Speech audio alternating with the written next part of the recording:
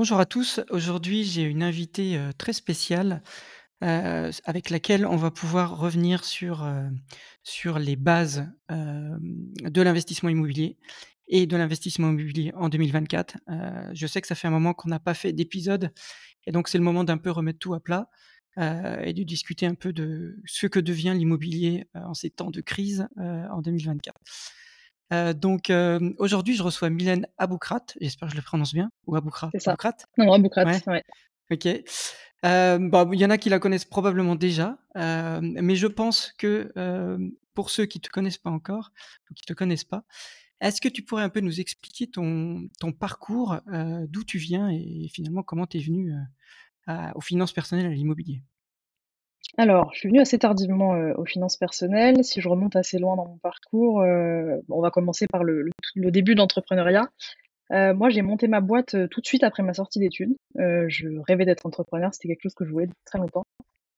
C'était pas forcément, enfin, à la base, je m'étais pas dit: «Je vais monter une énorme boîte avec plein de salariés». Je m'étais juste dit: «Je vais me mettre en freelance et voilà, j'ai envie d'être libre, j'ai envie de faire les choses à ma façon». Donc c'était un peu le projet Tu avais des parents et entrepreneurs ou pas? Tu ou pas du tout, non, pas du tout. Il y a aucun Ouais. entrepreneur dans ma famille. Je suis un Du peu coup, c'est l'ovni, courageux. Ouais, ouais. c'est ça. Bah, j'ai pas forcément été très comprise, au départ. Enfin, ils Ouais. m'ont soutenue, mais je savais bien que dans le fond, ils en pensaient pas moins. Heu, pas par, enfin, c'est pas qu'ils croyaient pas en moi, mais c'est juste que ça leur faisait peur. Eux, c'est un monde qu'ils ne connaissent pas du tout. Je viens d'une famille, voilà, assez modeste. Ma mère avait jamais travaillé quand j'étais petite. Mon père était, voilà, salarié dans l'IT, quoi, et donc Mmh. vraiment très, très loin de tout ça. Donc j'ai appris de moi-même, j'ai fait beaucoup d'erreurs, du coup, forcément, mais en même temps, ça m'a forgée, c'était hyper intéressant. Donc j'ai monté une agence social média, et influence que j'ai développée, alors au début j'étais toute seule et puis j'ai mon mari qui m'a rejoint, sur le projet, assez rapidement. Mmh. Donc on était tous les 2 et puis après on a grandi, on a eu des salariés, on a développé le projet et cette agence, on l'a revendue ensuite à un groupe, coté, qui faisait du marketing digital et on est resté chez eux, pendant 3 ans après l'acquisition pour assurer la transition et on est parti l'année dernière, enfin en avril, 2023, donc ça fait presque 1 an et demi maintenant et donc Ah, après, c'est pas donc si c'est là vieux en que ça. fait où le non, c'est pas si vieux que ça et donc jusqu'à présent, enfin jusqu'à là, j'avais pas du tout conscience de l'importance de travailler ses finances personnelles parce que j'avais pas de modèle là-dessus. Alors je commençais un peu à me renseigner, je consommais des contenus sur internet là-dessus, mais avant de vendre ma Mmh. boîte, j'avais jamais été salariée de ma vie et en fait, j'avais un biais qui était de me dire: «Je pourrais jamais emprunter pour faire de l'immobilier parce que je suis pas en CDI». Mmh. Je croyais à tort que c'était pas faisable, j'ai même pas essayé. C'était mon erreur et je regrette amèrement puisque c'était quand même les meilleures années donc j'en ai pas profité malheureusement. Et donc j'ai pas, je m'intéressais à l'immobilier un peu de loin, je trouvais ça cool. Alors j'en ai fait, si, j'exagère parce que j'en ai fait un petit peu à l'étranger, je vais y venir. Mais en tout cas en France, j'en ai jamais fait, avec un emprunt. Ouais. Je savais que ça me plaisait mais voilà, j'ai pas été plus loin et c'est quand je suis devenue salariée, je me suis dit: «OK, bon, bah, maintenant j'ai du capital puisque j'ai vendu ma boîte. En plus, je suis en CDI dans un groupe, donc c'est le moment idéal pour commencer à travailler les finances personnelles» et j'ai commencé à me renseigner, à me demander, bah, ce que j'allais faire de mon argent, comment j'allais l'investir. Donc je me suis plongée vraiment dans le sujet et en fait ça m'a passionnée et c'est là qu'a commencé cette passion pour les finances personnelles et l'immobilier aussi en particulier. Et tu avais quel âge au moment où tu t'es dit: faut que je m'y mette»? Quand tu étais salarié, je veux dire? Heu, alors quand j'ai vendu ma boîte, j'avais quel âge? J'avais, 30 ans? Non, c'est ça, je suis nulle, alors là, je te préviens d'avance, je suis nulle dans les Ah dates, po les ah âges, po tout ça. alors je suis pareil, je Attends, suis c'était en exactement en pareil. 2020. Pourquoi je te demande ça? Pourquoi je te demande Ouais. ça? C'est parce qu'en fait, c'est pour expliquer aux gens, mais je sais que c'est hyper compliqué, c'est qu'on regrette tous de ne pas avoir commencé plus tôt et c'est un peu ce que tu disais, Complètement. juste Non, avant j'avais 32 ans, pardon, et 32 ans. ça, c'est les quelque chose que les gens doivent comprendre, moi, je crois que j'ai commencé un peu plus tôt, mais pas beaucoup plus tôt et encore que, je sais même plus. Parce qu'en fait, au début, voilà, on n'y connaît rien, c'est pas forcément notre monde, alors sauf, exception évidemment et je pense que c'était ton cas, je crois que moi c'était pareil. Et du coup, c'est intéressant, voilà et on aura beau expliquer aux jeunes, qu'il faut commencer plus tôt, souvent les priorités sont pas les mêmes, Exactement. que Bah, tu du étais coup, j'arrête pas tu de étais d'expliquer, entrepreneur ou pas d'ailleurs, mais voilà. ouais, Ouais, j'arrête pas de l'expliquer à mon petit frère, tu vois? Je lui dis: «Ne fais pas les mêmes erreurs que moi», mais il a du heu, mal à m'écouter. C'est pas évident quand on est jeune, voilà, moi la première, hein, quand j'ai commencé à monter ma ouais, boîte et à avoir mes premiers salaires, je mmh, les ai claqués dans des fringues, des voyages. mmh, J'ai mis du mmh. temps à réaliser qu'il fallait s'occuper de ses finances personnelles et c'est mon grand regret, Après vraiment. c'est après peut-être que c'est nécessaire aussi, tu sais, d'avoir une jeunesse et de se dire: «Je vais pas non Bien plus», sûr, ouais, ouais, parce qu'en l'un fait, à l'un n'empêche partir pas de quand on l'autre. commence à investir, oui voilà, là, bon, alors on peut peut-être faire les 2, mais c'est vrai que c'est pas forcément évident pour tout le monde, mais voilà. Mmh. Et du coup, qu'est-ce que je voulais te demander? Donc tu t'es commencé à t'y intéresser donc par passion un peu personnelle Ouais. Et donc tu as fait quoi? Tu as commencé par investir, tu as acheté un bien immobilier ou comment? Ou c'est de la finance perso plus classique? Alors j'ai fait les 2 à la fois. Ce que j'ai fait, c'est que, en fait, moi, quand j'adore un sujet, je veux tout apprendre sur le sujet, donc j'ai commencé à consommer, toutes les vidéos YouTube, possibles et imaginables, sur les Ouais. finances personnelles. J'ai Il y découvert en des avait choses que je beaucoup à connaissais l'époque. pas du tout. Ouais, ouais, ouais, il y en avait Mmh. beaucoup, il y en a encore plus aujourd'hui. Je savais même pas ce qu'était un PEA, je savais pas, les bases, en fait, de juste, voilà, l'investissement en bourse, l'assurance vie, la fiscalité, enfin toutes ces choses-là, pour moi, c'était vraiment des nouveautés. Donc je me suis beaucoup renseignée Mmh. là-dessus. J'ai commencé à faire des premiers placements, financiers et en parallèle à chercher mon premier bien immobilier et je suis allée tout de suite assez, fort puisque j'ai commencé par un immeuble de rapport. C'était OK. pas forcément le projet au départ, où je savais pas trop ce Non, que je c'est voulait faire. rarement conseillé d'ailleurs, Ouais, mais tout à pour fait, les c'est une débutants. erreur, hein, que je ne conseille pas, absolument. C'est Alors j'ai eu de la chance pas parce forcément, que mais voilà. j'étais bien accompagnée et ça s'est très bien passé. C'est un investissement que j'ai encore aujourd'hui et dont je suis très contente, donc j'ai eu de la chance. Mais c'est vrai que même si je m'étais formée sur YouTube, ça suffit pas pour commencer par un immeuble de rapport. Si je devais conseiller aux gens de ceux qui Mmh. veulent se lancer dans l'immobilier, je dirais commencer par un petit appart, voyez si ça vous plaît déjà, parce que c'est pas fait pour tout le monde l'immobilier. Vous allez vite, vous en rendre compte et si vous voyez que ça vous parle, effectivement, vous pouvez continuer après avec des immeubles de rapport. Mais moi, voilà, j'ai foncé direct, je voulais aller vite, en fait. Je me disais: «J'ai 3 ans devant moi à être salariée», parce que j'avais 3 ans d'earn-out où je savais que j'allais rester dans le groupe qui m'a acheté, mais je savais que j'allais pas être salariée toute ma vie, donc je me suis mis cette deadline de me dire: «OK, j'ai 3 ans devant moi, il faut que je fasse le maximum d'acquisitions. Donc pour aller vite, je vais faire des immeubles de rapport». Et donc j'ai une personne, que je connaissais dans mon réseau qui avait justement un projet et qui nous a dit, donc à mon mari et moi: «Bah, venez, je vous emmène à Roubaix, vous allez voir, j'ai un super immeuble de rapport là-bas». Alors nous, au départ, on s'est dit: «Bon, Roubaix, jamais de la vie». Enfin, on avait comme tout le monde, hein, le cliché, sur Roubaix Ouais, et ouais. finalement, en allant voir, on a découvert qu'il y a 2 Roubaix finalement, ça veut rien dire Roubaix, il y a quelques villes, quelques rues pardon, en centre-ville qui sont très bien et qui sont hyper intéressantes, pour loger des étudiants, c'est top. Donc on a foncé, on s'est positionné sur cet immeuble. Et pourquoi Roubaix? Tu habitais où à l'époque? Tu J'habitais à habitais Paris. Roubaix ou Alors tu étais non, non, pas du tout. Aujourd'hui, j'habite à Nice, mais à l'époque, j'habitais à Paris. OK, Pourquoi Roubaix? Parce qu'il fallait que ce soit ouais. près de chez nous quand même, qu'on puisse y aller, s'il y avait des travaux à suivre, des choses Oui. comme ça, qu'on soit pas trop, trop loin, en voiture. Je Mmh. savais que j'allais pas investir dans Paris intramuros parce que j'étais vraiment partie sur, des investissements de rendement où je voulais du cash flow. Moi, je m'étais mis en tête, on en parlera après, mais j'ai changé de Ouais. vision depuis, mais à la base, j'étais vraiment Mmh. souvent comme tous les débutants, matrixée par cette histoire de cash flow et me dire: «Ah, je vais devenir rentière avec l'immobilier, je vais enchaîner Mmh. les apparts à cash flow». Donc je savais qu'il y avait pas 50 000 solutions, et qu'il fallait que j'aille dans le nord Ouais. pour démarrer. OK, très clair. Du coup ça marche maintenant. Tu me dis, tu disais que finalement Ça c'était marche, pas une ouais, ouais, ça erreur? tourne. Non, Heu non, c'était pas une erreur, et voilà, puis c'était c'était un il y a appart combien dans de un temps, clos. du coup? C'était il y a 2021, combien de temps? c'était en février, janvier Ah oui, janvier c'était 2021.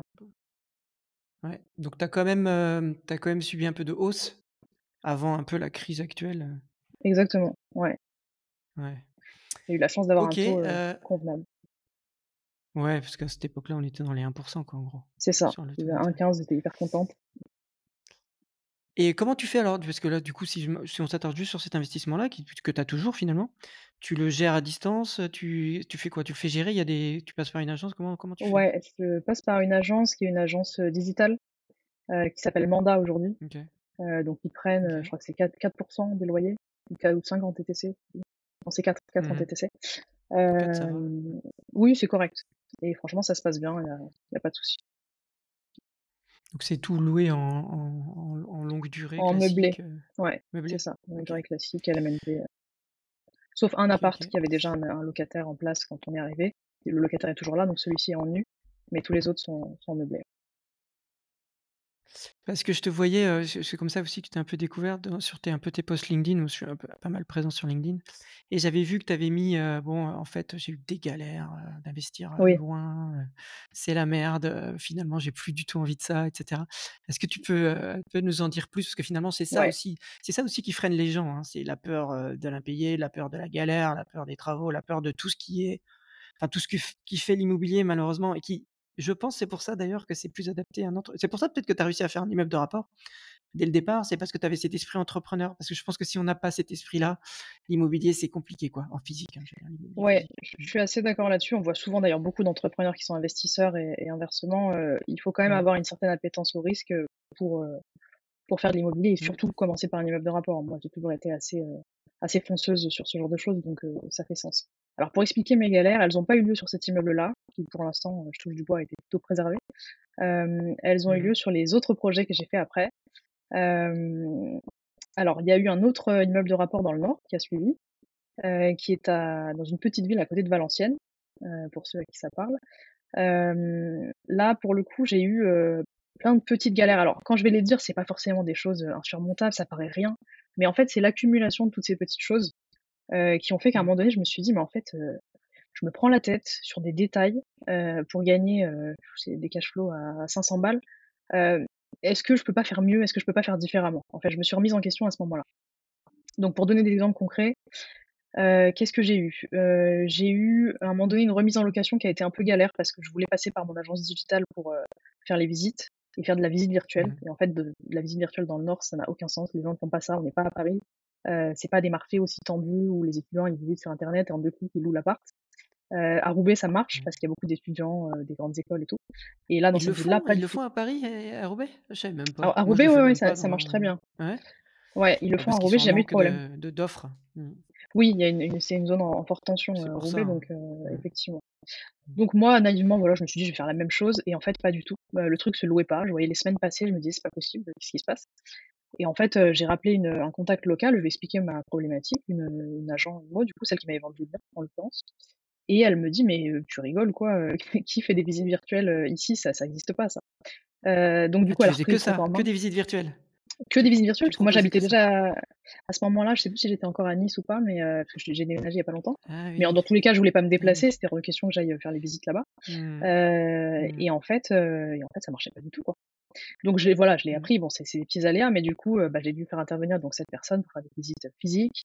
Après, j'ai eu des soucis parce qu'il y avait une des locataires qui devait signer son bail, elle nous a sorti un mytho le jour de la signature, en racontant totalement n'importe quoi et elle s'est barrée.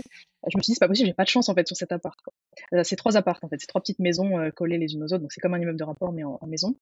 Mmh. Après, j'ai eu quoi? J'ai eu la chaudière qui a pété, j'ai eu, le radiateur, j'ai eu, je sais plus, il y a eu tellement de choses, voilà, ça paraît pas grand-chose. Ah oui, j'ai eu une invasion de souris aussi, alors ça, c'est dans l'immeuble de Roubaix, heu, parce que la société de Ça m'est ménage, jamais arrivé. pareil, comme je suis à distance, je vérifiais pas. En fait, la société de ménage, moi, je la payais tous les mois, mais en fait, elle avait arrêté de passer depuis super longtemps et c'est un jour, j'ai envoyé quelqu'un sur place qui m'a dit: «Mais en fait, il y a plus de ménage». Et ce qui est étonnant, c'est que les locataires s'étaient pas plaints. Je sais pas pourquoi d'ailleurs, je suis surprise. Et donc on est arrivé à un stade où, bah, les parties communes étaient dégueulasses, et à un moment donné, il y a un Mmh. locataire qui a trouvé une souris chez lui. C'est ça qui a été le déclencheur du coup de la vérification et du coup j'ai viré évidemment la société de ménage. Il a fallu en trouver une autre, j'en trouvais pas. Ça pareil, incompréhension totale, j'ai pas trouvé de société de ménage qui voulait bosser quoi, j'ai pas compris. Donc voilà, ça a été tout ça en même temps, une accumulation de petites choses qui paraissent rien, mais qui en fait sont de la charge mentale, sachant que moi j'ai Ouais, tout toujours à une boîte fait. à côté, je Mmh. fais plein de choses et j'ai pas forcément le Mmh. temps de gérer ces petites choses quoi. Et Oui, quand tu mets surtout en que là, tu étais en perspective mode, ouais, vas-y, pardon, vas-y. quand tu mets en perspective, tu vois, tu te dis: «Bah, les cash flows» alors j'ai eu de la chance parce que j'ai acheté ces appartements à une époque où les taux étaient bas, je les ai eus à des prix Mmh. corrects, donc du coup, je fais du cash flow. C'est-à-dire que sur l'immeuble de Roubaix, je dois être autour de 1 000 € de cash flow, donc c'est quand même bien. Mais Mmh. si je l'avais acheté aujourd'hui, je ferais peut-être avec les taux actuels, j'en sais rien, peut-être même pas 500 balles de cash flow et je me dirais: «Attends, je gère tout ça pour 500 €, c'est pas avec ça que je vais devenir rentière, quoi». Quand tu mets en Mmh perspective, en mh. fait, l'énergie, la charge mentale, face à tous les aléas et au temps que ça te prend, ça te fait vachement réfléchir, en fait. Après, pour revenir à ce jeu de devenir rentier, ce fameux truc, alors c'est moins à la mode maintenant, c'est plus mal Oui, oui, vu oui, maintenant les qu'aujourd'hui gens, qu'il y a 10 ans. ouais, c'est Les gens, clair. ils ont compris, enfin j'espère que la plupart ont compris, J'espère. mais c'est même pas sûr, mais voilà. Mais en Mmh, fait, ça n'existe pas, en fait. Enfin tout à fait. ça marche pas comme ça et voilà. Ça reste en fait, pour dire aux gens peut-être qui sont plus débutants aussi, c'est qu'un achat immobilier finalement, c'est oui, ça peut dégager ce qu'on appelle le cash flow. C'est-à-dire qu'en fait, à la fin, une fois qu'on a tout payé, on a un peu d'argent en plus et en plus l'appartement est payé. C'est ce qu'on appelle un peu le graal, un peu du cash flow, le fameux cash flow positif. Mais en fait, on achète quand même on achète un bien immobilier et en fait, c'est surtout finalement sa capitalisation. Alors on va y revenir là, en discutant du marché parce qu'au final, c'est ce que tu dis, c'est-à-dire que c'est en plus toi tu es parti sur immeuble de rapport, donc forcément c'est là où il y a le plus de galères parce que c'est toi qui gères tout. En fait, c'est toi qui es propriétaire. Quand on Mmh, achète un appartement en copropriété, moi ce que j'ai fait plus souvent, je crois que j'ai jamais fait d'immeuble de rapport et en fait, c'est plus simple parce que même si on peut critiquer les syndics, ce qu'on veut, il y a quand même quelqu'un qui gère, la tout à merde fait. de l'immeuble Mmh. et Les donc souris bon, dans les ils sont quand escaliers, même par payés pour exemple, ça. Bah oui, ça ouais, c'est pas à toi de le gérer quand tu es un débutant c'est et que tu as clair. pris un studio dans un immeuble, ça c'est sûr. Mmh, Évidemment, toi, tu as Après c'est bien, hein, toi tu as mis les mains dedans et tu es parti à fond quoi, c'est OK. Ah oui, direct. Tout le Et c'est monde bien, j'ai tout eu tout le dès le monde ne début, fera ouais. pas forcément ça. Ouais J'ai eu la toiture et aussi, j'en ai pas parlé. ouais la toiture quand tu es toute seule, tout seul propriétaire, ça c'est chaud, ça coûte Alors c'était pas et grand-chose. c'est Moi, la passé mienne, quoi toi? elle avait Ouais, été refaite, mais il y avait un problème d'une tuile qui était mal mise et comme c'est dans le nord, bah, il pleut tout le temps et du coup, bah, il y a eu une flûte, ouais. inondation et voilà, ça j'ai dû Mmh. refaire intégralement, une des maisons. Enfin intégralement non, mais il y a eu des gros dégâts des eaux, quoi, à cause de ça. Mais ça, c'est classique. Par contre, refaire un toit, ça coûte Mmh, cher, quoi. Donc, voilà. Mais, ça c'est par contre, ça c'est un argument contre l'immeuble de rapport et tout à pour fait. le fait de Mmh, passer à une copropriété. Les gens oublient ça. D'ailleurs, même pour sa résidence principale, des fois, avoir juste une petite copropriété, bah, c'est cool parce que quand il faut faire un truc sur tout le bien, c'est pas toi qui supportes toute la facture, quoi. Donc voilà. Mais bon, ça, les exactement. gens, des fois, ils l'oublient, hein, quand on pense immeuble de rapport, ce fameux cash flow et cetera. Hem et du coup, ouais, ce que je voulais dire, c'est que si aujourd'hui, parce que tu l'as dit quelque part, tu as dit: «Si aujourd'hui j'avais à refaire», déjà, ça me reporterait pas autant parce que les prix ont pas tant baissé que ça et les taux ont triplé. Et du coup, bah, si tu devais refaire un investissement aujourd'hui finalement, bah, qu'est-ce que tu ferais? C'est un peu ça la question. Alors je me la suis posée parce que justement, moi, mon but, c'était quand même de continuer, Mmh. et c'est vrai que j'ai vite fait le constat que dans le marché actuel, si je voulais refaire, quelque chose d'intéressant, j'avais pas 50 000 solutions par rapport à mon temps aussi, parce que je pense que le vrai sujet aussi, il est là. On peut continuer de faire des Mmh. choses rentables en immobilier aujourd'hui si on se lance sur des projets, plus risqués ou plus chronophages, des modes d'exploitation différents, de la coloc, du Airbnb. Moi, j'avais pas forcément envie de faire ça. Mmh. Alors j'ai essayé le Airbnb, toujours dans cette fameuse maison là dans le nord. J'en suis revenue parce que j'ai été mal accompagnée, j'ai pas eu la bonne conciergerie, j'ai eu plein de galères et j'ai décidé d'arrêter. Pourtant c'était rentable, hein, ça marchait, mais trop de charges mentales, beaucoup trop. Mmh. Des gens qui m'appelaient le week-end à pas d'heure parce que le mec était pas venu leur donner les clés, enfin bref, des trucs classiques, quoi. Hem, donc voilà, si je devais donc pour répondre à la question, si je devais faire quelque chose de nouveau aujourd'hui, je suis en train de réfléchir là à me tourner plutôt vers l'immobilier commercial. Je crois que c'est un peu le Ouais. cheminement de beaucoup de gens qui commencent par le résidentiel, qui voient Mmh. que c'est beaucoup de galères et qui se disent: «Bah, finalement, l'immobilier commercial, c'est globalement plus rentable». Alors, ça dépend à quoi on le compare Mmh. évidemment, par rapport à un immeuble de rapport dans le nord, peut-être pas, mais par rapport à un appartement dans n'importe quelle grande ville, c'est en moyenne Mmh. 30 plus rentable, si je me trompe pas. Ouais. Donc c'est plus Mmh. rentable, il y a pas de charge mentale puisqu'on ne gère, rien. Le locataire est un professionnel, il est Mmh. responsable de son local et il gère tout, même les travaux Mmh. et voilà, c'est beaucoup plus prédictible et on l'oublie quoi, en fait, c'est un investissement qu'on oublie. Donc j'ai Et bien du envie coup de mais ça, c'est un passer là-dessus. point ouais, c'est un point intéressant, mais du coup, comment, moi, ce que je me dis toujours, je l'ai pas fait non plus, mais c'est vrai que je me pose la question des fois. Mais je me dis, je sais pas pourquoi comment dire? Pourquoi les gens y pensent pas? Parce que je pense qu'ils pensent que c'est plus compliqué. C'est un Je marché qu'ils pense. ne connaissent pas parce que comment on trouve l'entreprise qui va louer ou le commerce ou je sais pas quoi, qui va louer le local, tu vois? C'est un réseau Mmh. qui est plus inconnu aux gens, en tout cas ceux qui sont pas du métier ou du domaine. Donc toi, tu ferais comment là pour trouver, parce que c'est ça la première question, c'est comment je trouve le Mmh. locataire qui va être fiable, qui va payer longtemps, qui est fiable financièrement et puis, avec qui je vais signer un contrat intéressant, quoi? Alors oui, c'est vrai que c'est un marché, moi la première auquel les gens ne pensent pas, parce que spontanément quand on pense immobilier, on se tourne vers, l'immobilier d'habitation parce que c'est ce qu'on connaît, c'est ce qui nous paraît le plus logique, le plus simple. Mmh. Il y a beaucoup de barrières à Mmh. l'entrée sur l'immobilier commercial, mais finalement je crois que c'est un peu victime de préjugés. Les gens se disent: «C'est hyper technique, faut analyser des baux, ça a l'air galère et tout». Alors c'est vrai, c'est pas si simple que ça, mais je pense qu'on s'en fait peut-être une montagne à tort et qu'en fait, c'est pas si complexe qu'on le pense. Enfin, je dis ça, j'ai pas encore, finalisé mon investissement, enfin je suis en train de chercher en ce moment. Alors comment on trouve un locataire? Moi, Mmh. c'est une question que je vais pas me poser parce que je vais investir dans des murs occupés.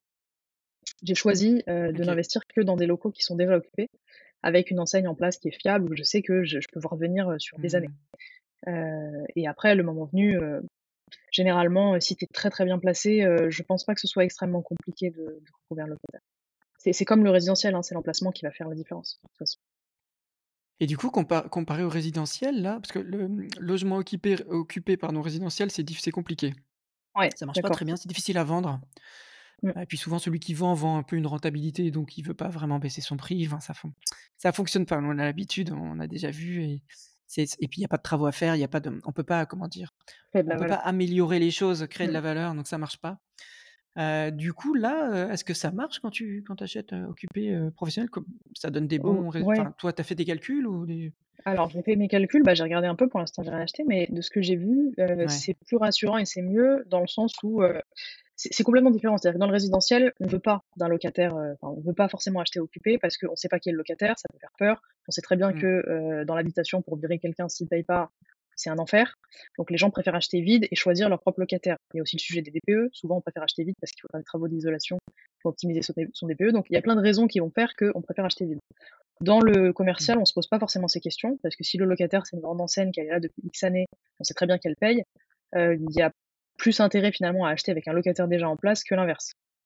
Il y a aussi le Mmh. fait de pouvoir potentiellement augmenter le loyer. Souvent, quand il y a un locataire déjà en place, l'intérêt, c'est d'aller chercher un bien où le loyer est en dessous de sa valeur marché. Donc par exemple, je dis n'importe quoi, un restaurant qui est occupé depuis, X années, le loyer il est à 35 000 € et on sait que la valeur marché, elle est de 55. Et ben, on sait que quand ce locataire va partir, tout de suite, le Mmh. rendement sera différent. Donc nous, on achète à un rendement, de, C'est un par bon exemple, point 8, ça. un rendement de Mmh. 8 parce que le loyer actuel est de 35 et donc on paye Mmh. le prix qui va avec. Mais dans quelques années, le mec part, on passe à 55 et tout de suite le rendement explose. Et bien sûr, dans le commercial, il y a plus de limitation et c'est pas réglementé comme dans c'est les gens faut que les gens Exactement, comprennent, c'est qu'il y a pas la réglementation sur l'indice des loyers, sur les loyers, les plafonnements de loyer et tout le bordel, qui va avec c'est le ça. la Il location y a résidentielle, le quoi. il y a les révisions indicielles en plus, chaque année ou tous les 3 ans, ça dépend des baux, mais Mmh. donc Mmh. on va plutôt enfin c'est plutôt un rendement qui ne fait que monter dans le temps finalement Mmh mh. C'est et pas intéressant, l'inverse. intéressant. Ouais, ouais. Donc c'est vrai que ça, c'est une des solutions qui est intéressante en ce moment, hein, parce que alors tu as cité rapidement, c'est si aujourd'hui on veut refaire des alors je mets de côté un peu l'investissement patrimonial parce que c'est vrai quand on a beaucoup d'argent, et qu'on a beaucoup d'apports, on peut se dire moi j'ai une stratégie et d'ailleurs de plus en plus de gens font ça quand ils le peuvent évidemment, parce qu'il faut avoir les moyens, soit en vendant un bien, soit parce qu'ils ont les moyens, soit parce qu'ils ont hérité, soit parce qu'ils voilà, ils ont de l'argent de côté. Et en fait, ils décident finalement de se réorienter vers des grandes villes où ils vont acheter quelque chose dont ils savent pertinemment que ça va leur coûter tous les mois, s'ils empruntent une partie, une grosse partie, ou pas d'ailleurs, parce que s'ils mettent un beaucoup d'apport, finalement, ça leur coûte pas, mais Oui, ils y mettent leur épargne mmh, et puis ils se disent: «Bon, bah, moi, je vais faire un achat patrimonial parce que ça, c'est une valeur sûre». Parce que ce qu'on dit jamais ce qu'on dit pas assez dans l'immobilier, c'est qu'on ne fait pas qu'un achat, qui rapporte des loyers, c'est qu'on fait un achat, qui se valorise dans le temps, qui se tout à fait. capitalise, en fait et ça, Mmh. les gens ont tendance à l'oublier. Donc il y a 2 parties, l'investissement. Donc il y a des gens qui Bah, il y en font a ça, même, mais si 3. on se ouais, vas-y, vas-y. Ouais, je disais, il y en a même 3 puisque tu as la capitalisation, la plus-value potentielle et le cash flow si tu fais du cash flow.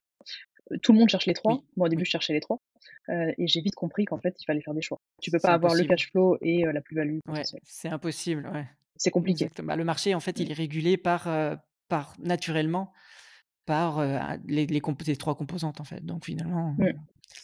et donc du coup, si on met un peu ça de côté, c'est une solution aussi, hein, mais si on met un peu de ça de côté, parce que c'est enfin, pas forcément à la portée de tout le monde. Pour tout ce qui va être un peu plus rendement, un peu plus, où on a moins d'efforts à faire financiers, où on peut encore aujourd'hui, mettre pas trop d'apport et acheter. Donc toi, tu as dit le commercial. Tu as cité rapidement l'investissement Airbnb. Alors moi, c'est un truc que je commence à tester personnellement Mmh. depuis, 3 mois là, sur 2 appartements. Par contre, contrairement à toi, alors c'est clair que c'est très compliqué. C'est un monde, c'est comme le commercial, c'est les gens pensent que, Airbnb, je vais louer un touriste, ça va être comme un locataire normal, mais cette fois, je vais prendre un touriste. En fait, ça n'a absolument rien à voir Mmh. et c'est un vrai business, quoi. C'est de l'hôtellerie et franchement, là, ça fait 3 mois que je le fais. Alors, toi, tu as eu pas mal de galères parce que tu passais par un prestataire. Moi, je le fais en direct et je Ah me oui, suis c'est donné un courageux. objectif, c'est d'arriver à une charge mentale la plus minime possible en le faisant en direct. Tu citais tout à l'heure le fait, les clés, tout ça. Moi, il y a personne. Tout est automatisé. Tout est automatisé, quoi. L'entrée, sortie, heu, finalement, il reste plus que la gestion du ménage et tu en as parlé d'ailleurs, même pour tes locations nues, qui est finalement le truc le plus compliqué, c'est le ménage. Mais après tout le reste s'automatise. Enfin, même le ménage, mais il y a quand même quelqu'un qui vient nettoyer forcément. Mais tout le reste s'automatise et moi, je me suis lancé là-dedans, tu vois? Donc je me dis qu'il y a encore dans les villes moyennes, et tu le disais, hein, c'est encore rentable. C'est juste que Ouais, bien sûr. c'est Il faut le ça a sa vouloir surtout. complexité, quoi. Voilà. Ouais, Ouais, exactement, mais faut est-ce le que vouloir. tu es à côté de tes locations? Moi, c'est une vraie question que je me suis posée parce qu'il y a plein de gens qui m'ont dit la même chose que toi. J'automatise, enfin moi j'ai une newsletter sur l'immobilier, Snowball Igloo et Bah, ouais, je sais bien. Mmh. j'avais fait une édition sur ça justement et je disais voilà, moi j'ai testé le Airbnb, ça a été un enfer et cetera et j'ai eu des retours Ouais. d'expérience de gens Il me disait: «Mais tu sais, moi j'automatise tout, et il y a pas de souci, ça se passe très bien et tout». Ouais, Et après quand je creusais, je leur disais: «Mais vous avez bien quelqu'un sur place si jamais il y a un problème?» Parce qu'il faut pouvoir être à côté quand même si jamais il y a, j'en sais rien moi, une fuite, un truc, tout n'est pas, enfin il faut quand même un peu mmh. d'humain, quoi. Et les gens me disaient: «Ah oui, c'est vrai que j'ai mes parents qui habitent la même ville. Ah oui, c'est vrai que j'habite à côté». Ma vraie question que je me pose, c'est est-ce qu'on peut vraiment 100% automatiser en étant à l'autre bout de la France? Si on peut, je rêverais de le faire, mais Alors j'ai un vrai doute là-dessus. alors on peut le faire. Moi, en fait, je suis pas, c'est jamais à côté. Il y en a un qui est peut-être à 1 heure de voiture et il y en a un qui est vraiment à 3 4 heures de voiture, donc c'est loin, quoi. C'est-à-dire tu peux pas y aller s'il y a un problème. Ouais. Celui qui a 1 heure peut-être, bon pour l'instant j'ai jamais eu besoin, mais peut-être. Mais il faut pas oublier une chose, c'est qu'en fait quand tu peux y arriver. En fait, par exemple, j'en ai un, celui qui est à 4 heures de chez moi. En fait, j'ai une personne, j'en parlerai parce que j'ai commencé en fait une série de vidéos parce qu'en fait, je voudrais expliquer aux gens comment on y arrive finalement à automatiser. Donc j'ai commencé, mais ça va me prendre un peu de temps parce que et en fait, tu peux trouver, des personnes un peu hommes à tout faire, très, très compétents, très, très bons et qui sont assez disponibles. Alors c'est pas facile. En fait, tout se joue dans les Mmh personnes. mh. C'est un peu comme quand tu montes une entreprise. C'est pareil, tu es salarié en fait, tu les choisis mal, ça marche Ah pas. oui, Ce qu'ils c'est disent aux clair. États-Unis souvent, c'est qu'il faut que tu te crées une team, en fait. Et le problème, c'est qu'après, ça a un coût, mais ça aura forcément un coût moins élevé qu'une conciergerie si tu fais bien les choses. Et ça a un coût, oui, mais c'est normal. Si quelqu'un doit intervenir, ça a un coût. Mais c'est Bien normal. sûr. Si toi, tu dois y aller, c'est pareil, ça a un coût. Et finalement, tout se joue dans trouver les bonnes personnes. Moi, par exemple, j'ai une personne qui est capable, je sais plus, c'est loué un Airbnb, donc il faut trouver des slots libres quand il faut intervenir. Mais il y avait je sais plus, je te donne un exemple, il y avait quelqu'un qui me dit qu'il y avait une odeur dans l'évier, dans la cuisine. On n'a jamais compris pourquoi il y a des odeurs qui remontaient. Et finalement, bah, moi, j'ai un gars, mais un super gars. Mais ça, c'est pareil. Le problème, c'est que c'est difficile de le trouver partout. Mais quand tu l'as trouvé, tu le lâches pas, quoi. Donc, c'est un super gars que je peux appeler, qui était déjà intervenu sur mes appartements. Et lui, bah, je l'appelle direct et il est venu 2 jours plus tard, il a mis un clapet anti-retour sous l'évier et c'est fini, fini les odeurs, tu vois? Et puis il prend pas trop cher parce que je travaille tout le temps avec lui. Tu vois? Je lui promets de toujours lui donner du boulot, donc lui, il est arrangeant, quoi. Et ça marche bien. La femme de ménage, bon, bah, ça se trouve partout. Par contre, il faut trouver une femme de ménage pro et et voilà. Et après, le dépannage, oui, c'est clair que si tu as quelqu'un de ta famille, c'est plus simple. Tu as cette confiance. Ça en gêne en rien, hein, de prendre, quelqu'un de ta famille qui peut intervenir. Et après le step de-dessus, oui, c'est d'avoir une équipe. Mais en tout cas, c'est faisable. Et bien Et le sûr, mec, c'est uniquement en cas de problème. il faut quand même avoir une personne de confiance. C'est-à-dire toi, tu as eu de la chance de trouver cette personne parce que tu avais d'autres apparts avant, donc tu l'as connu comme ça, j'imagine? Tu l'as pas recruté Oui, sur alors il y a une internet? technique. Si, bah, si, mais je l'avais déjà testé sur, j'avais un problème de radiateur dans un appartement loué, c'était le même d'ailleurs, mais qui était loué en nu avant. Et en fait, il était venu, la locataire m'avait dit: «Oh, le radiateur marche pas bien». Je fais: «Oui», en fait, c'était des vieux machins, donc je les ai changés. Et je suis allé sur un truc, alors, j'en parle dans une vidéo, un site qui s'appelle Yuju. Je sais Ah pas oui, je si tu en connais. connais, c'est les prestations à Ouais. domicile. Bah, Ouais, ce j'ai qui est déjà cool, c'est utilisé, que ouais. là, ils sont notés, les notes sont fiables. Donc tu trouves tout de suite quelqu'un qui est bien, qui a déjà été noté, qui a déjà été noté, donc déjà tu as pas ce problème-là. Et puis ensuite, bah, une fois que tu as payé une fois sa prestation sur Joe, après tu contractualises directement avec lui, quoi. Et pareil pour la femme de ménage et pareil avec ce que tu veux. Donc finalement, il y a ça, il y a Allo Voisin, enfin il y a pas mal de trucs. Il y en a qui font avec Facebook. Je sais pas si Facebook, et avec ça, tu es nickel parce que tu es en direct avec quelqu'un de confiance, tu l'as déjà testé, tu l'as testé sur une prestation et puis après, tu lui fais confiance, quoi. Et OK. comme tu as les entrées-sorties autonomes, bah, les gens rentrent et sortent comme ils veulent, tu fais rentrer l'artisan, toi tu es pas sur place, tu t'en fiches. Tout est automatique, donc c'est faisable. Alors certes, ça demande du boulot. De toute façon Airbnb, mais pareil pour le commercial, enfin, il y a un moment donné, il y a un boulot à faire, au Mmh. départ surtout. C'est le boulot au départ qui est compliqué. Mais après une fois que ça tourne, ça va. Après ça empêche pas qu'il y ait des galères. Moi, beaucoup plus que sur le commercial. Là où je te rejoins complètement. Si les gens, veulent pas de galère, il vaut mieux faire un commercial que Airbnb, ça c'est sûr. Hem, et voilà. Et puis après tu as les réponses aux gens. Donc répondre aux gens, tout Ça, c'est toi qui simplement, fais? alors aujourd'hui, je le fais parce qu'au début, je veux que ça se rôde, je veux comprendre ce qui se passe. Mais ça aussi, il y a des maintenant des startups qui font juste ça, c'est-à-dire répondre au J'ai vu, téléphone, aux messages. j'ai vu Donc passer, tu peux ouais. externaliser, en fait, tu peux externaliser ce que tu veux. Au final, la conciergerie, il faut savoir quand tu prends une conciergerie, ce qui lui reste à faire, c'est quoi? C'est gérer le ménage et gérer les questions. Mais même elle, elle externalise. En fait, ce qu'elle fait, c'est ce que toi tu peux faire en direct. Donc après, bien sûr, ça demande plus de travail parce que la conciergerie a plus d'expérience, mais ou de réseau. Mais voilà et le problème, c'est que même les conciergeries arrivent pas à mutualiser parce qu'il leur faut un sacré paquet de Airbnb au même endroit pour pouvoir avoir mutualiser les femmes de ménage et tout, c'est très compliqué, quoi. Donc au final, Ouais. voilà, tu t'en sors aussi bien tout seul et je pense que les gens qui font beaucoup d'Airbnb, une fois qu'ils en font beaucoup, ils passent en hôtellerie ou ce genre de choses. Ils passent à l'hôtellerie, quoi, qui est finalement un autre moyen d'investir aussi, d'ailleurs. Ouais, bien sûr. Et comment tu Donc gères la voilà, donc tu as blanchisserie? vas-y. La C'est une blanchisserie, autre question, je me suis c'est très posé ça, simple. Ouais, ça peut intéresser les gens aussi. Donc la blanchisserie, c'est très simple. J'ai testé plusieurs choses. Au début, la femme de ménage, j'avais pris une étudiante rapidement parce que j'ai débuté, j'avais pris une étudiante, en fait, erreur, quoi. Ce qu'il faut faire, c'est trouver une, femme de ménage professionnelle qui a de l'expérience, enfin qui fait ça vraiment à plein temps ou quasi plein temps. Pas du tout quelqu'un d'occasionnel. Alors ça, pas du tout, parce que sinon elle sera pas dispo la plupart du temps, tu en auras besoin. Ça, c'est la première chose et la deuxième chose, il faut qu'elle ait un lave-linge et un sèche-linge chez elle, pour laver le linge. mais du coup, elle te fait un forfait, pour cette partie-là, quoi? Elle est payée pour tout, ouais, exactement. OK. Et en fait, c'est l'idéal et puis après il faut avoir, allez, minimum 3 4 fois le set de linge. Ça coûte cher, hein. 3-4 fois tout ce qui est Ouais. linge. Alors les gens se rendent pas compte, mais c'est un coût énorme en fait. Et puis après ça elle tourne et elle sèche et cetera. Et après bon, tu peux utiliser des laveries, des trucs comme ça, mais ça va coûter trop cher. Et après il y a des sociétés, mais là il faut avoir plusieurs Airbnb pour que tu passes par une société spécialisée dans la blanchisserie, ça existe, hein, comme pour les hôtels. Mais ça c'est pas viable avec un seul appartement par exemple. Donc c'est pas si compliqué finalement, et la femme de ménage, elle paye pour tout. Alors par contre la femme de ménage, faut super bien la payer. Ça, il y a un truc à retenir, c'est la femme de ménage, tu la payes très bien. Tu lui Tout le monde donnes m'a dit vraiment ça, beaucoup plus ouais. que ce qu'elle beaucoup plus que ce qu'elle pourrait gagner avec une conciergerie ou avec un employeur ou autre quoi. Voilà. Oui, c'est hyper précieux, mais c'est ça l'enjeu, je crois que c'est vraiment là, hein. Moi, c'est ça qui Ouais, me bloque, c'est vraiment l'humain. C'est de me c'est dire: le «Est-ce que ménage. si demain je fais du Ouais. Airbnb, j'arriverai à trouver une femme de ménage et on va dire un homme à tout faire» entre guillemets, qui soit fiable et qui vont rester suffisamment longtemps pour que ça tourne, quoi? Alors tu vois, je l'ai fait 2 fois et 2 fois, j'ai toujours trouvé des personnes très, très fiables. Je suis passé soit par Allo Voisin, soit par Yujo, je donne l'astuce aux gens. D'accord. Allo Voisin, ça marche bien aussi et ça paraît d'être un site un peu bizarre, mais en fait, ça marche très bien j'ai réussi à trouver, j'ai pas eu de enfin, après, c'est jamais parfait, il y a toujours des merdes, hein, dans le ménage. Il y a toujours des moments où: «Ah mince, elle a oublié ça, elle a oublié les papiers toilettes». C'est ça le problème de la charge mentale d'Airbnb. Faut pas être C'est que même si tu as perfectionniste, quoi. trouvé une perle ou alors, faut enfin, c'est trop compliqué avec un Airbnb.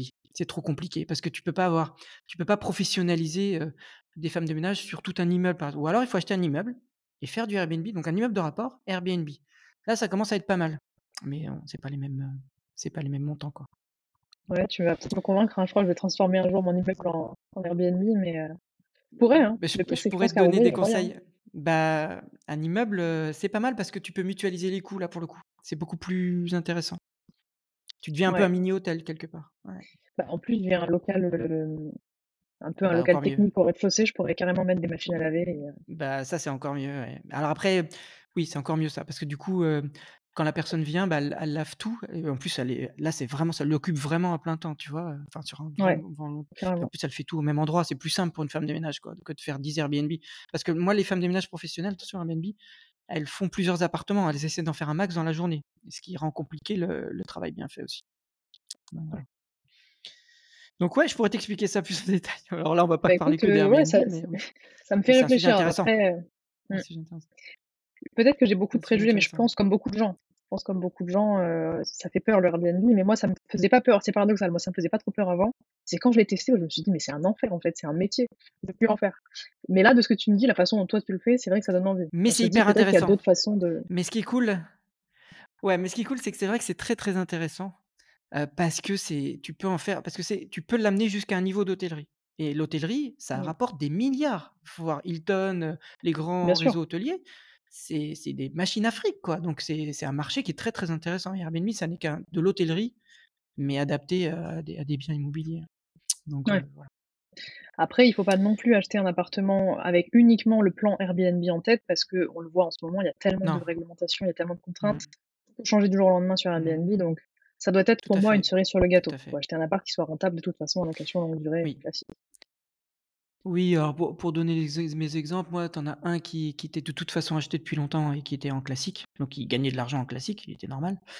Donc là, il fait plus en Airbnb et l'autre, c'est pas du tout pareil, c'est une stratégie plus, résidence secondaire, Airbnb. Ce qui est D'accord. une façon cool aussi de faire du Airbnb, c'est que là, tu cherches pas que l'investissement à la renta, mais tu cherches aussi de pouvoir l'utiliser ou que ta famille puisse l'utiliser, en perso. Donc tu fais là, du coup, OK. c'est plus du patrimonial parce que tu es en bord de mer, c'est plus cher, et cetera. Donc c'est pas les mêmes stratégies. Mais voilà, C'est il dans y le a autant de sud? stratégies, non, c'est, parce que nous, on est à Bordeaux, c'est pas loin de Bordeaux, c'est dans vers D'accord. Arcachon. OK. Cool. Mmh.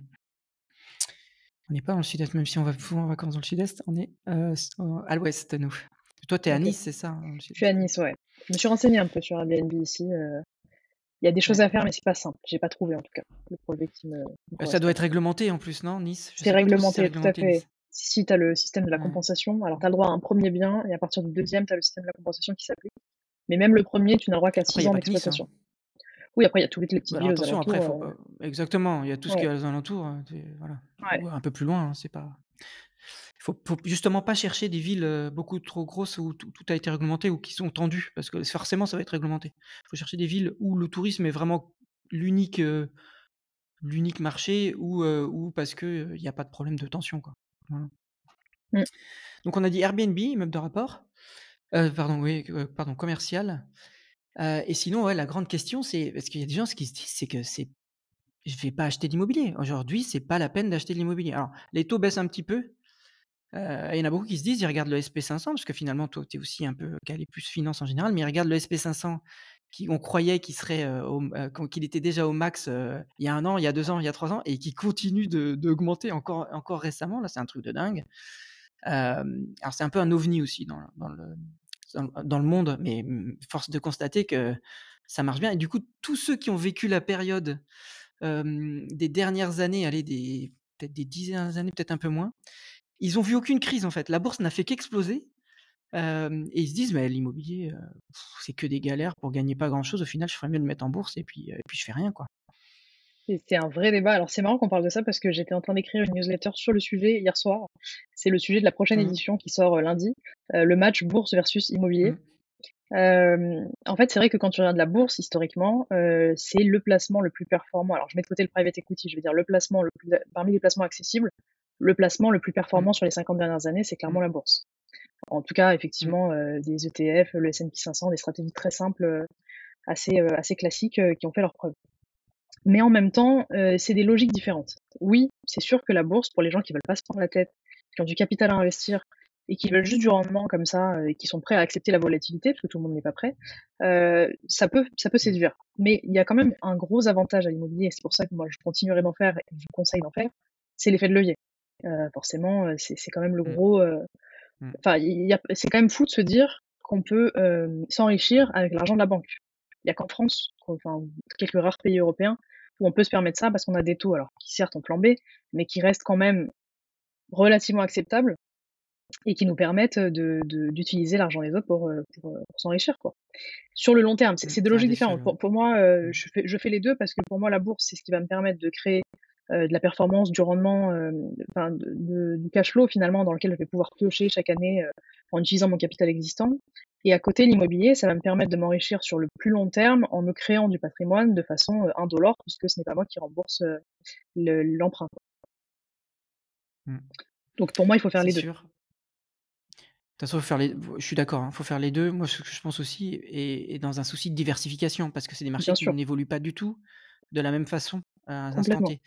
Parce que ce que les gens peut-être oublient aussi, c'est que, en cas de crise, même si tes trucs ils performent, si tu as besoin d'argent le jour où tu es dans une période de crise, c'est là en fait le seul emmerdement dans la finance, le seul risque, c'est quand tu as besoin de l'argent le jour Qui est où plus là. ça performe très Mmh. mal. Il est plus là et c'est ça le problème et tant que tu y touches pas et si tu fais ça bien en bourse et dans l'immobilier d'ailleurs aussi, parce que c'est tous on va être d'accord, je pense que tout le monde est d'accord, c'est que c'est sur une longue durée qu'on arrive à des performances, en tout cas en passif et puis pour la plupart des gens, il y a très peu de gens qui arrivent à gagner de l'argent en étant actifs et en gérant, voilà, au jour le jour, voilà, du day trading, voilà, faut oublier pour la plupart des gens Oui, et donc en personne ne fait, bat c'est le sur la marché. longue durée voilà ça, quasiment personne et donc en fait, c'est sur la longue durée et sur la longue durée, tout peut se passer. Tu peux avoir l'immobilier qui cartonne et puis tout d'un coup une crise boursière parce qu'il y a une guerre ou je sais pas quoi Manque de bol, c'est là que tu devais, payer les comment dire? Les études de ton enfant ou je sais pas quoi, et tu as plus l'argent et là, tu es foutu et là, tu es obligé de complètement. vendre et finalement, tu te dis: «Ah bah, la bourse, c'est nul, j'ai perdu de l'argent». Bah oui, mais c'est voilà, c'est tout le problème. Et en même Donc temps, à l'inverse, en diversifiant, voilà. l'immobilier n'est pas si liquide que ça. Enfin, ça dépend où on achète, mais Non, si tu as besoin d'argent demain, tu vas pas avoir ton argent demain. Le temps que tu vendes ton bien, c'est des mois et des mois, alors qu'en bourse, potentiellement, tu as besoin d'argent, bah, tu vends tes actions, c'est liquide. Donc c'est vraiment des logiques, totalement différentes. oui. Et puis même, on pourrait les D'ailleurs, comparer de façon on parlait de si tu parles de mathématique, liquidité. ouais, Vas-y, non, vas-y, vas-y. vas-y. Non, j'allais dire si on fait un Heu, comparatif purement mathématique sur le rendement du capital, il suffit de le penser comme ça. C'est-à-dire que je prends un bien immobilier, disons je prends un petit studio, je l'achète 100 000 €, je mets 10 000 € d'apport. De l'autre côté, je mets 10 000 € mmh, en bourse. Je regarde combien me rapporte mmh, chacun. Le rendement du capital est meilleur en immobilier au début, parce qu'on rembourse, enfin le remboursement du cap au fur et à mesure qu'on va rembourser du capital en immobilier, le comparatif va finalement basculer en faveur de la bourse. Et en fait, tu peux juste te dire, bah, le jour où la bourse est plus intéressante que l'immobilier, je revends mon bien immobilier, j'investis en bourse, par exemple. mmh. Je sais pas si c'est Ouais, hyper tout à clair ce que fait. je dis, mais en gros, si tu fais des maths, tu te rends compte qu'au bout d'un moment, qu'au début, l'immobilier est beaucoup plus intéressant que la bourse, peut-être sur les 10 premières années de ton crédit, et après ça change. Parce que au début, tu Oui, oui, de rembourses toute plus façon, d'intérêts tu et oui, oui, de toute façon, tu es obligé d'arbitrer. En fait, oui, ça aussi, c'est une chose que les gens oublient souvent, c'est que ça vit un placement et d'ailleurs, dans l'immobilier, c'est pareil. C'est-à-dire qu'au début, on se dit: «Bah, voilà, j'ai calculé mon rendement, mon cash flow» et puis, en fait, au fil des années, tu te rends compte que tu vas changer de stratégie, tu vas le mettre en meublé, tu vas remettre des travaux, tu vas peut-être le vendre, peut-être que tu vas en faire une partie, tu vas, en vendre une partie si c'est un immeuble de rapport. Enfin, c'est ça vit, quoi et donc au tout final, à fait. c'est charge à celui qui investit finalement de faire les bons choix tout au long du contexte, en fonction du contexte, tout au long des années, quoi et ça, c'est dur à prédire. De toute façon, personne ne peut le prédire donc mais voilà, ça fait partie du jeu. En bourse, c'est un peu moins le cas, à part que tu essaies de garder ton portefeuille finalement, ton équilibre de choix de portefeuille mais finalement, tu vas moins y toucher que l'immobilier. Mais oui, oui, tu as raison, hein, ça tu peux passer de l'un à l'autre, et cetera. Donc oui, donc faut les 2. Et finalement ça sert à rien de dire, enfin, c'est vrai qu'on entend souvent les gens dire: «Bah non, l'immobilier c'est nul, la bourse c'est nul», ça n'a aucun sens. Faut avoir les 2 quoi. Mmh. Ça a aucun sens de les opposer, Hem, clairement. mais ouais, mais du coup, en ce moment même là, si là, aujourd'hui, dans le contexte d'aujourd'hui, celui qui a, alors si tu vas me dire: «Oui, mais s'il a» en fait, ça dépend. Si la personne a déjà de l'argent en bourse. Est-ce que la question, c'est de dire: «Je fais moitié-moitié»? Parce qu'en fait, ce qui se passe quand tu achètes un bien immobilier, c'est que tu te retrouves avec, d'un coup 70 de ton patrimoine, 80 de ton patrimoine, c'est de l'immobilier. C'est de la dette. Alors qu'en fait, Mmh. il faudrait plus équilibrer finalement et je pense que c'est ça qui est un peu difficile quand tu essaies de constituer un portefeuille, financier quoi, enfin un patrimoine C'est financier. vrai. C'est vrai que c'est pas évident de savoir par où commencer. Moi, j'étais instinctivement vers l'immobilier. Et petit à petit, je me suis rendu compte que je voulais mettre de plus en plus en bourse parce que mon patrimoine était Mmh, beaucoup trop, enfin, il n'était pas assez diversifié, il était beaucoup trop focus immobilier, même si j'avais un peu de bourse, mais pas suffisamment. mmh, C'est vrai que quand on débute, c'est dur de choisir parce que, en fait, si tu as un petit capital, tu vas plus avoir intérêt à faire de l'immobilier au début parce que tu vas pouvoir utiliser l'effet de levier et donc avoir un patrimoine plus important tout de suite. Alors qu'en bourse, bah, tu prends plus de risques en mettant, imaginons tu as 10 000 € à investir, tu mets tout en bourse et ça fluctue et tu te dis: «OK, est-ce que je vais vraiment gagner beaucoup d'argent avec ça?» Je suis pas sûre, mais en même temps, tu as les effets, cumulés. Dans l'immobilier, tu as la plus-value latente. C'est vraiment, c'est compliqué comme match. Le TRI, il est proche au mmh. final, hein, sur la durée, sur la longue durée. Oui, oui, oui, c'est pour ça qu'il faut des 2, faut des 2. Et Mmh. c'est vrai que la bourse fait presque même, pour certains, fait presque plus peur que l'immobilier, hein, Ah à largement. cause des variations, de la volatilité, hein. Bah, de toute façon, il y a que Et c'est 10 peut-être pour ça des qu'en Français, France, ouais, ouais, je crois que c'est oui, c'est 11 le ça, chiffre. Je l'ai vu c'est hier fou, justement. Ouais, c'est rien du c'est tout. fou. 11 des Français qui investissent en bourse et je crois que tu as, il me semble, une trentaine de pourcents, 35 je crois, des Français qui ont investi ou vont investir dans l'immobilier. Mais ça, c'est fou, tu vois? Tu m'as dit, au début que tu étais, d'une famille, plutôt modeste. Bon, moi, je pense que c'est un peu le cas pour moi. Alors, ce que je voulais dire, c'est plus une famille qui fait, comment dire? Qui n'a pas forcément connaissance des principes et des mécanismes financiers et je pense que c'est la plupart des gens, c'est le cas. Ah oui, Heu, clairement. Moi, mes parents, c'était, le crédit, c'est le mal, quoi et investir en bourse, mais jamais de la vie. Ils faisaient que des Pareil. placements, sûrs, qu'ils regardaient que c'était sûr. Il fallait que ce soit écrit sûr dans le contrat, quoi. Ah moi, ils faisaient même C'est pas de fou. placement. Ouais, voilà, donc voilà, où tu fais pas de placement du tout parce que tu as trop peur. Mais c'est complètement dingue, c'est-à-dire que moi je trouve que ça, c'est la plus grosse injustice qu'il peut y avoir aujourd'hui entre les gens. Ouais, Hem, tu beau être contre le système, tu auras beau dire: «Bah, moi, l'argent, on s'en fout». Il y a une injustice. Il y a celui qui a compris le comment dire? Le système dans lequel on vit et puis il y a ceux qui ont trop peur pour et qui ne comprennent et qui n'arrivent pas à jouer avec tout ça. Alors toi, je pense que justement ce que tu fais, c'est que tu œuvres finalement à l'éducation financière, quelque part dans ce que tu fais aujourd'hui? oui, moi, c'est vraiment quelque chose qui me tient à cœur. Si dans le futur j'ai le temps et je peux me le permettre, je rêverais de faire, limite une école d'éducation financière gratuite, Ouais, ça, ce pour serait que fou, les ouais. ouais, ce serait génial. Franchement, ce serait nécessaire parce que je pense que le un des leviers d'ascenseur social, c'est aussi ça. C'est aussi comprendre comment on investit son argent, même avec peu, en fait.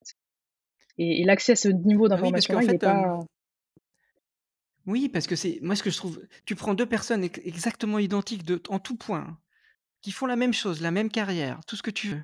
On peut l'imaginer, alors on peut même le faire, le test en réel. Celui qui a été plus, comment dire? Qui sait comment l'argent fonctionne et celui qui, bah, sait pas, qui a trop peur et qui a tout laissé sur son compte courant. Mais la différence au bout de 10 ou 20 ans, elle est juste dingue. elle est Il y en a énorme, un qui va avoir 10 fois plus de patrimoine que l'autre. Enfin, c'est un truc de fou. complètement. Et Ouais. alors que c'est finalement les mêmes personnes qui ont les mêmes peut-être les mêmes convictions, les mêmes choses, qui font les mêmes choses. C'est fou. Moi, je trouve ça Mmh. fou, mais voilà. Bah, c'est un peu le propos de bon, c'est très cliché comme bouquin, mais ça fait écho à ça, c'est «Père riche, père pauvre». C'est exactement ça, en fait. C'est, Mmh. Oui, c'est un peu ça, le ouais, c'est vrai. bon, C'est vrai. même si voilà, on peut reprocher plein de choses à ce livre-là, Ouais, mais en je tout crois. cas, en fait, voilà, l'éducation financière, c'est un vrai levier de d'ascenseur social, comme je disais en fait, bien sûr, ce contenu, il existe partout. C'est-à-dire qu'aujourd'hui, tu vas sur YouTube, tu as plein de vidéos, qui t'expliquent comment ça fonctionne. Mais juste d'être dans ce mindset, comment dire? Cette envie d'aller chercher ce contenu-là, quand tu es pas éduqué dans un environnement, propice, tu vas pas forcément y penser, en fait. Mais je trouve que c'est un il y a un paradoxe là, pour le coup, parce que plus tu veux expliquer, je sais pas si toi tu l'as constaté quand tu expliques finalement les choses aux gens. Imagine, tu conseilles ton pote et tu lui dis: «Mais, tu devrais prendre, je sais pas moi, des ETF SP500, tu touches pas, hein, ça marchera, c'est sûr que ça marchera sur 20 ans Ouais, ou 10 ans». Le problème, c'est qu'il va pas te croire, il va te dire enfin, même si c'est ton pote. Alors tu quand c'est quelqu'un sur YouTube où maintenant tout le monde a peur, tout le monde dit: «Bah, c'est de mmh, l'arnaque». Donc c'est aujourd'hui, tu vrai. as celui qui sait pas, il a du mal à démêler de celui qui dit vrai, celui qui dit faux, qui vend sa sauce ou sa formation, ou celui finalement qui dit vrai et le problème, c'est que tu ne peux pas le vérifier, puisque ça ne se vérifie que sur des années, c'est sur la très longue période, sur une très longue période. Tu peux pas le vérifier. Le mois prochain, il va te dire: «Mais tu m'as fait acheter ça en fait, j'ai perdu 20. Bah oui, mais en fait, c'est sur 20 ans que ça marche, c'est pas sur un mois, tu vois? Mmh. Et c'est tout le Oui, c'est problème, pour tu ça que vois? je le fais pas avec ma famille, tu vois? Typiquement, mes parents, c'est le genre de gens c'est exactement ça. Si je leur dis, «Investissez là-dedans en bourse», ils vont le faire, ils vont regarder tous les jours, ils vont me dire: «Attends, mais non, ça c'est descendu». Va leur expliquer derrière que c'est pas comme ça que ça marche. Ouais, Je ouais, c'est flemme, c'est trop compliqué. c'est fou. Mmh Ouais, c'est trop et compliqué. c'est Mais je pense que dommage. c'est ça aussi, C'est c'est pour vraiment ça que, dommage. bah, je pense que c'est le problème. Oui, c'est dommage. OK, OK et du coup, donc toi, en fait, ce que tu fais maintenant finalement, c'est est-ce que tu as utilisé un peu toutes tes connaissances sur la partie, parce que finalement, toi, tu viens d'un monde du social media, du marketing un peu. Est-ce que ça t'a servi finalement dans ce que tu fais aujourd'hui, plus orienté, finance ou immobilier ou éducation financière? Mmh, alors le social media pur, non, parce que ça a pas vraiment de lien. Par contre, l'entrepreneuriat, oui, forcément. Le fait de Mmh, bon, déjà, on en parlait tout à l'heure, le risque, l'appréhension du risque. ouais, Le fait d'appréhender les choses aussi de façon très structurée, d'analyser, d'être rationnel, de poser les chiffres. Enfin, quand j'ai débuté, j'ai acheté mon premier immeuble de rapport, j'ai fait un Excel, j'ai tout calculé de façon très mmh, minutieuse. Ça, c'est un mmh, héritage aussi de l'entrepreneuriat. Je pense que ça m'a clairement aidé.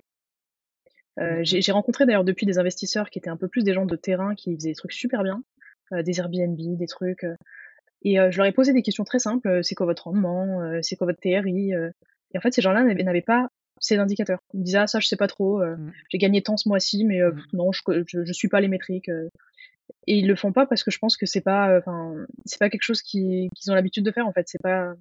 C'est une culture, quoi, la Mmh. culture des chiffres et je pense que le fait d'être entrepreneur, Mmh. ça m'a énormément aidé là-dessus. Mmh mh.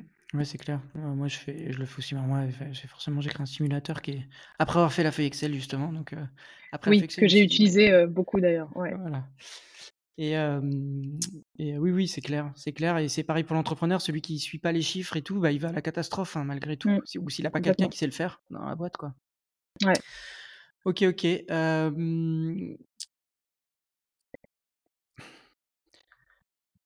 Donc comment tu donc toi finalement, donc toi tu donc ce que tu dis, c'est que tu continues à faire de l'immobilier.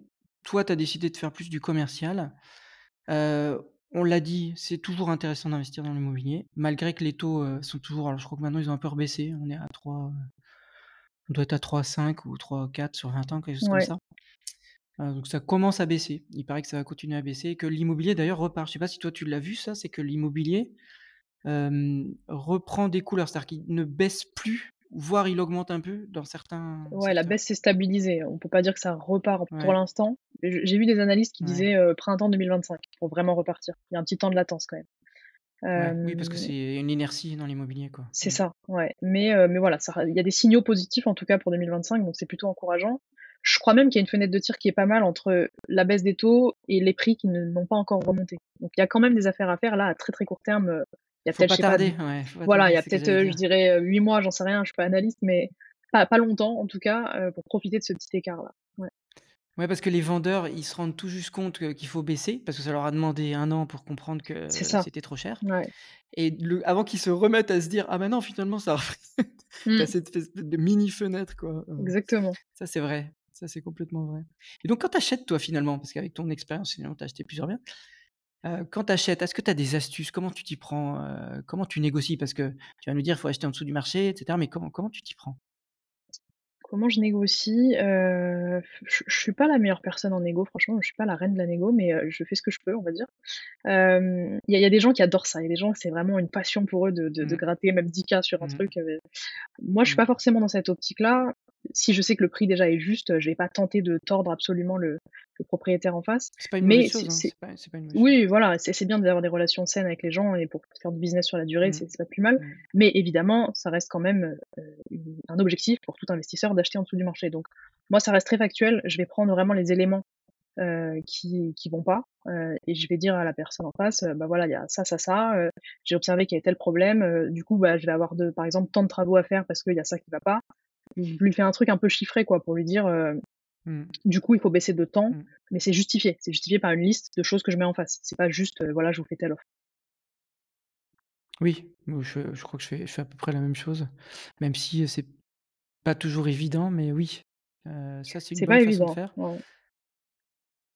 Après j'imagine qu'il y a aussi le fait de sentir un peu la personne que tu as en face. Tout à Il y a fait. aussi ce côté-là, Ouais, hein. il y a l'humain. De toute façon, c'est Heu, beaucoup d'humain. il y a l'humain, hein. Mmh.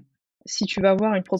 propriétaire, moi ça m'est arrivé par exemple, alors j'ai pas été au bout finalement, mais on s'était positionné sur un immeuble de rapport, toujours dans le nord, avec une propriétaire qui était, voilà, une petite femme du nord, haute en couleur, hyper gentille, et elle voulait pas Mmh. d'agence, elle voulait que du particulier à particulier et en fait, elle avait tellement de demandes qu'elle nous avait dit: «Moi je vais faire visiter qu'aux gens que je sens et je vais avancer qu'avec les gens que je sens». Et donc, Mmh. on a été, bah, nous-mêmes, hein, hyper sympa avec elle. On s'est intéressé à elle, à son histoire. On n'a pas essayé de commencer à trop tout de suite vouloir, négocier, pointer du doigt les choses qui allaient pas et cetera. Et on a pu avancer avec elle parce qu'on a eu cette attitude-là, qu'on s'est intéressé à elle, qu'on a pris le temps de lui parler. Les gens apprécient ça aussi.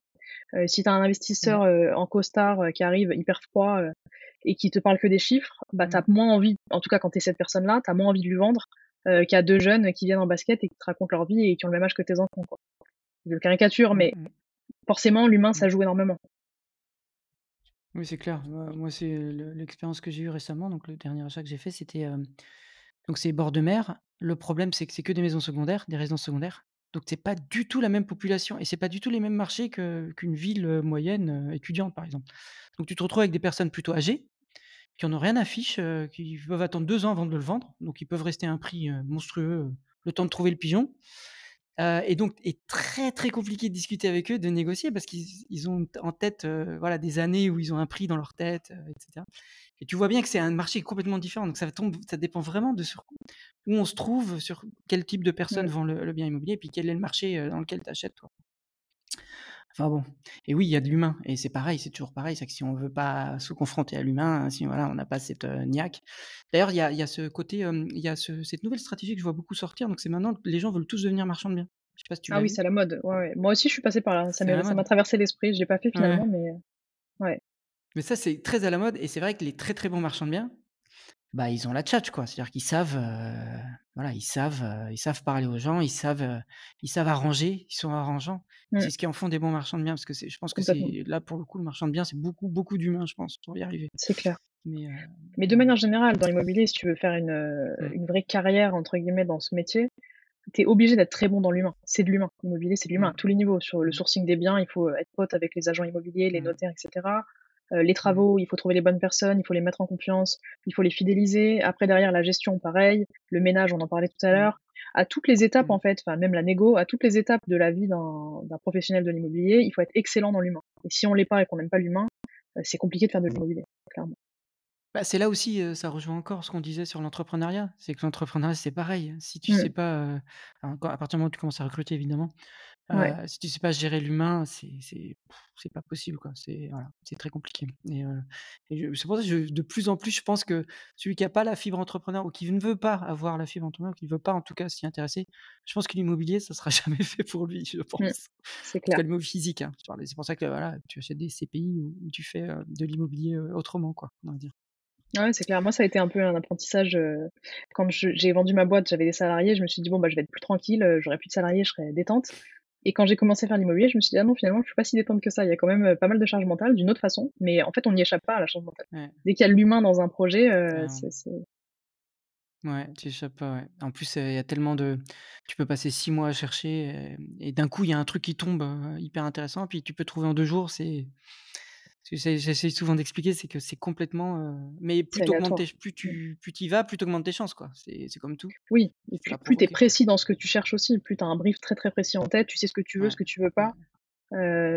Au début, moi, je cherchais tout et n'importe quoi finalement et du coup, je trouvais rien puisque j'étais ouverte à trop de choses qui n'avaient rien à voir.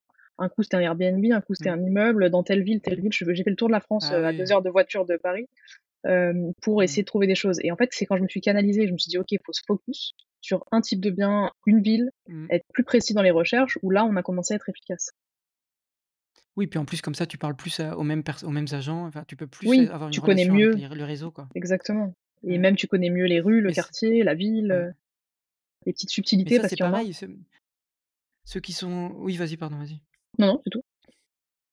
Je veux dire, ceux qui sont, mais ne serait-ce que la personne, on va dire, trop timide qui va se dire, «Je vais appeler des annonces et puis je vais faire ce que je peux». Le problème, c'est que si tu ne montres pas une confiance, c'est un peu comme Ouais, un tu sais, quand tu passes un pour un job, un entretien. Si tu as pas la confiance en toi, c'est foutu, ton entretien c'est vrai. et c'est très dur de le réussir. Alors et c'est pareil quand tu parles à un jeune blessé, s'il voit que tu es un mec super confiant, une personne super confiante, il va beaucoup plus te rappeler, il va se dire: «Lui, c'est ce qu'il fait, lui, il y va, quoi» Mmh, et c'est voilà vrai. et c'est comme Mmh. ça que ça marche finalement Oui, il et faut voilà, paraître mais crédible. ça s'apprend. Ouais, il faut Ouais, il paraître faut pas être crédible crédible aussi. et Ouais. je pense qu'effectivement, tu as raison. Si tu appelles des annonces et que tu oses pas poser les questions ou tu es hésitant et cetera, on te prend pas au sérieux. Ben non, puis on te rappellera pas mais Mmh. voilà, mais voilà, ça fait partie des choses qui font que les gens se disent: «Ah mais l'immobilier c'est trop compliqué, c'est pas pour moi» et voilà et en effet. Mais c'est une question de formation aussi. En fait, pour poser les bonnes Oui, questions au parce téléphone et qu'à être force d'appeler, confiant, bah ouais, c'est ça. à Faut force se d'appeler, lancer tu y arrives, hein. exactement.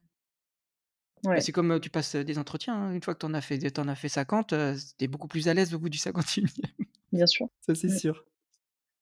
OK, écoute, très intéressant. Je pense qu'on a fait pas mal de sujets. On arrive un peu à l'heure. Alors, dernière question que j'aime bien poser, alors je sais pas s'il y avait quelque chose que tu voulais discuter aussi? Je sais pas s'il y a un thème que tu voulais aborder? Non? Non, on a parlé Entretien. de plein de choses intéressantes déjà. Et une question que j'aime bien poser, c'est ouais, quel a été ton plus grand plongeon dans la vie, ta plus grosse prise de risque, si tu fais un peu le bilan, même si tu es Alors encore prise de jeune risque, évidemment, moi j'en de ai ce eu que tu as fait plein. jusqu'à maintenant? J'hésite entre, peut-être 2 choses. Il y en a une sur l'entrepreneuriat, une sur l'immobilier. Sur l'entrepreneuriat, je dirais que mon plus grand plongeon, ça a été, bah, mon lancement finalement puisque j'étais, en sortie d'école, j'avais pas de réseau, pas de contact, pas d'argent, Mmh. rien du tout et je me suis dit: «Il faut absolument que je monte ma boîte» et en fait, je suis vraiment allée à l'encontre de ce qu'on attendait de moi. Je sortais de Sciences Po, on m'avait proposé des jobs dans des grands groupes, j'avais refusé, je me rappelle, un job chez Orange et tout le monde m'a dit: «Mais tu es complètement folle, qu'est-ce que tu fais, tu Mmh. refuses un job chez Orange pour bosser en pyjama sur ton canapé, à faire des réseaux sociaux, mais tu es une malade» et personne ne me Mmh. comprenait en fait. Et à l'époque, enfin, je parle d'une époque, c'était il y a 10 ans, hein, où, le mot freelance, Mmh. c'était pas ça voulait pas dire ce que ça veut dire aujourd'hui. Même les réseaux sociaux Même les réseaux ils sociaux. étaient moins établis. Exactement, c'était pas du Mmh. tout compris. Et en fait, Mmh. freelance dans la tête des gens, ça voulait dire chômeur déguisé. Donc j'avais énormément de condescendance de la part de mes camarades de Mmh. Sciences Po et de manière générale. Et en fait, mon plus grand Mmh. plongeon, ça a été ça, ça a été d'avoir confiance en moi et de me dire, «J'ai une conviction, je vais aller au bout, tant pis pour les gens et ce qu'ils en pensent. Moi, je sais que ça va marcher, en fait». Et voilà, ça a été le plus gros risque que j'ai pris et je l'ai pas du tout regretté. Et après En même sur temps, la Sciences Po, partie, ils font pas forcément des entrepreneurs aussi, comme, non, c'est du pas tout. forcément Non, une non, c'est pas l'état mmh, d'esprit, ils essayent, l'état mais il y d'esprit. a quand même pas énormément d'entrepreneurs qui sortent de Sciences Po, ouais. Mmh mh. Et Oui, voilà. vas-y, Et la deuxième, après, tu disais? sur la 2e, c'est sur la partie IMO. J'en ai pas parlé tout à l'heure, mais on a investi en immobilier aux États-Unis avec mon mari. Alors Ouais. ça a été vraiment un énorme plongeon pour le coup parce qu'en fait, ça a été notre tout Mmh. 1er investissement IMO. On était très jeunes à l'époque, moi j'avais 22 ans. C'était à Miami, post, crise des subprimes, enfin en plein dedans, la fin quoi.